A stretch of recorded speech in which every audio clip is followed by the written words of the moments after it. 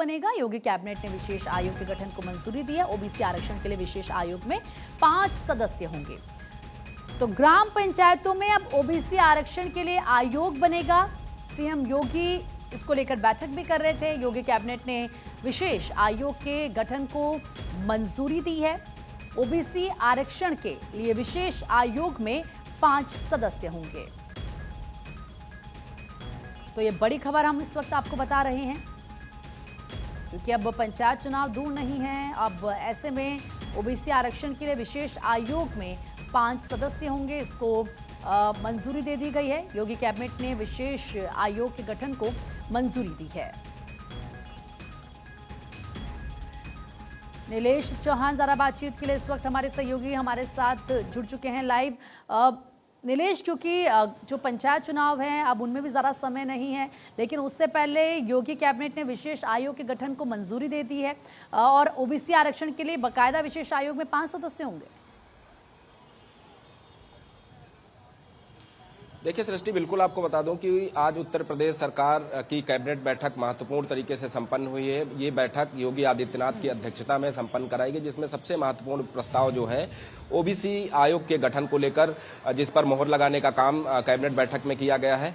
योगी आदित्यनाथ की बात करें तो योगी आदित्यनाथ ने इस प्रस्ताव पर मोहर लगाने के साथ साथ 5 सदस्यीय कमेटी का भी गठन करने का जो प्रस्ताव है उसको पास कर दिया है। कहीं ना कहीं उत्तर प्रदेश में पंचायत चुनाव होने हैं।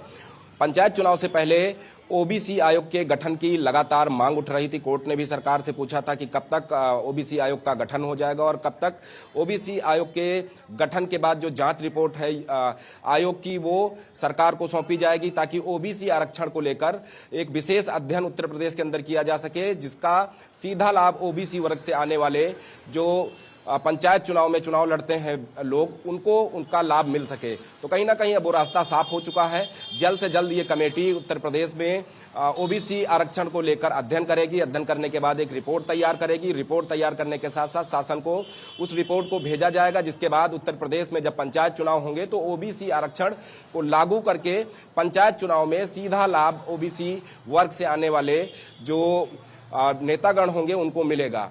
और ये अपने आप में एक महत्वपूर्ण पहलू है, क्योंकि उत्तर प्रदेश में लगातार सत्ता और विपक्ष के लोग ये प्रयास करते रहे हैं कि उत्तर प्रदेश में चाहे वो ओबीसी वर्ग का आरक्षण हो, एससी वर्ग का हो, एसटी वर्ग का हो, सभी को उनका लाभ मिल सके और पंचायत चुनाव में बराबर की भागीदारी हो सके।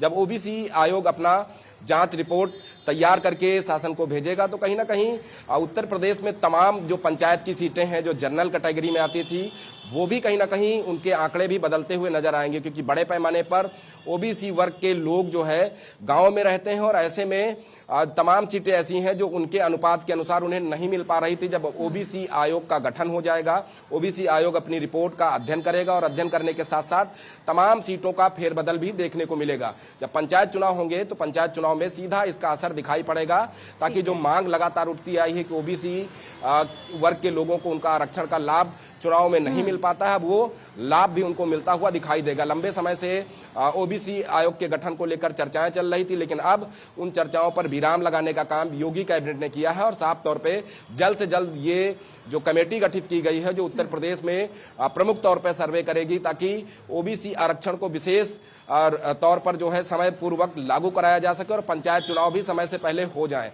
क्योंकि पंचायत चुनाव की जो तारीखें थी वो अब तक जो है पूरी हो चुकी हैं। प्रधानों का कार्यकाल, जिला पंचायत अध्यक्षों का कार्यकाल समाप्त होने वाला है और ऐसे में कहीं ना कहीं ओबीसी आयोग के जो जांच रिपोर्ट होगी, जो अध्ययन रिपोर्ट होगी, उस पर बहुत कुछ निर्भर करता है, ताकि उत्तर प्रदेश के अंदर जल्द से जल्द पंचायत चुनाव कराए जा सके। उसके बाद 2027 में उत्तर प्रदेश में विधानसभा चुनाव है, तो कहीं ना कहीं गांव की सरकार बनाना सरकार की प्राथमिकता रहेगी कि गांव में जब प्रधानों का चुनाव हो जाएगा, जिला पंचायत, बीडीसी, क्षेत्र पंचायत का चुनाव हो जाएगा, तो अपने आप में 2027 में होने वाले विधानसभा इलेक्शन का भी रास्ता साफ हो जाएगा। बिल्कुल नीलेश, फिलहाल बहुत बहुत शुक्रिया आपका तमाम जानकारी देने के लिए।